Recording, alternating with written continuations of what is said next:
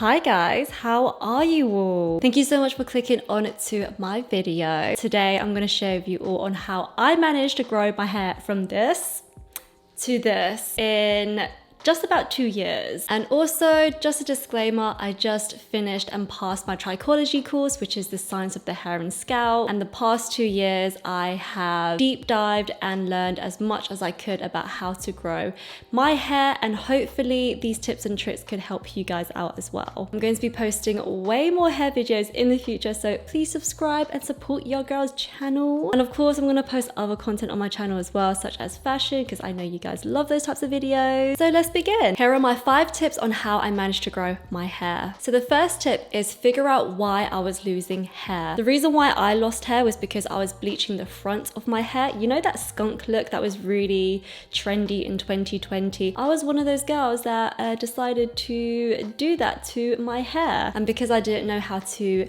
take care of bleached hair, I ended up experiencing traction alopecia, which is hair loss due to poor hair care. There's different types of alopecia, which I'll do a separate video on. So if you feel like you are losing hair because you are dyeing your hair, bleaching your hair, chemical straightening, perming your hair, relaxing, whatever it is, all those chemicals can lead to traction alopecia if you don't take care of your hair whilst doing hair processing. Of course, if you want to dye your hair or bleach your hair, it is up to you, but just know that there are consequences and you have to spend a lot of time taking care of your hair after processing it. Another few reasons why you might be losing hair, it might be because of genetics. There might be female pattern or male pattern hair loss that runs in your family, so it's really important to ask your family members if they have ever experienced hair loss. There is a chance that hair loss can skip generations, so if you're wondering why my parents aren't losing hair, maybe ask if their parents have lost hair as well. The hairstyles that you're doing might cause hair loss as well. For instance, if you do a lot of slick back ponies, I know a lot of cheerleaders and gymnasts, they love to slick back their hair in that ponytail or bunchies. Repeated hair pulling can actually create a receding hairline. Try your best to avoid doing those slick back ponytails as much as you can. Tip number 2, look into your diet. I didn't know that your diet could really affect your hair health, and to some people it's probably common sense, but to a lot of people, it's not. Ever since looking into my diet, I have definitely noticed a huge difference with my hair. Has helped my hair is hair supplements. If you are experiencing laser hair removal on your body and you're scared of taking hair supplements because it might make your body hair grow, no, that is not true. It's actually very, very false. What makes body hair grow is actually hormones, and these over-the-counter holistic hair supplement pills, they're actually filled with vitamins, minerals, substances that we're actually lacking in our diet. For instance, if you have a low iron deficiency, depending on what hair supplements you get, they actually have iron in it, so it can help with your hair growth. Over-the-counter hair supplement pills can really help with your hair growth. You just need to make sure that you find one that fits you.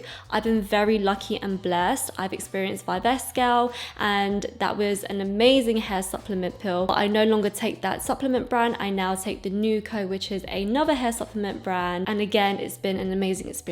My hair has been growing. This is the longest it has been in a very long time, actually. And the fact that I managed to grow my hair by looking into my diet, taking hair supplement pills, the fact that I managed to grow my hair from this to this is actually insane, because I was losing hope. I thought I was gonna be bald. I thought I needed to look into getting wigs and hair extensions. Bearing in mind, I lost hair when I was 25, which is really young. So I'm really glad and grateful that I managed to grow my hair by doing simple lifestyle changes. Apart from taking hair supplement pills, I've also been eating a lot of salmon, a lot of spinach, a lot of protein, all different types of vegetables. You need vitamins and minerals in your diet in order to help better your hair health. And if you're vegetarian or vegan, definitely look into speaking to a qualified nutritionist, or do as much research as you can online to figure out ways of how you can consume protein, because it's so important that you have have that in your diet in order to better your hair health. Tip number 3, understanding your hair type and hair texture. I, for the longest time, didn't know what my hair type or hair texture was. I just thought I was just a boring, black-haired girl with straight hair, nothing special, nothing interesting. But it turns out everyone's hair type is different. Even though my hair is straight and black and I'm East Asian, you, who probably is from the same background as me, your hair will be completely different to mine, even though we are the same race. It's the same with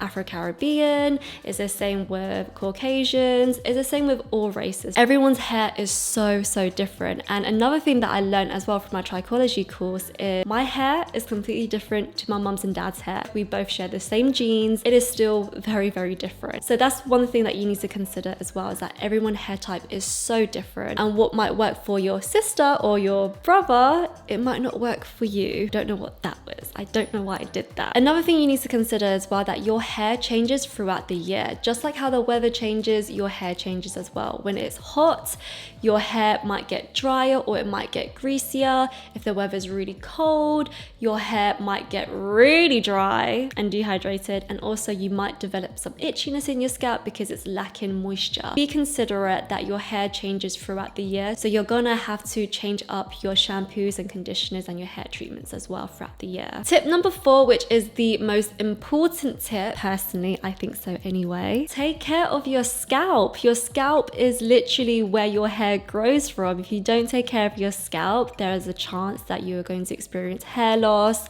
you might have low hair density, and also your hair, it just might not be healthy because you're not taking care of your scalp. I am going to be doing a full-on video on how to take care of your scalp and scalp products that I personally recommend. I'm also going to be covering people who suffers from psoriasis. I know it's very common for people to have psoriasis on their scalp, which can lead to hair loss. So please subscribe and stay tuned for that video. If your scalp is really itchy, definitely look into using scalp treatment serums. If you suffer from a lot of dandruff, maybe you need to change up your hair products, maybe you need to change up your hairstyling products. I know some hairstyling products can cause a reaction to the scalp and actually make your scalp more dry. Tip number 5, scalp massages. I know it's very time consuming to other people, but honestly, you don't need to spend that much time massaging your scalp. You can massage your scalp for up to 2 to 5 minutes a day. You can do 10 minutes if you have a lot of time in your hands. Personally, I think scalp massages is crucial to hair growth, because in order to make the hair grow,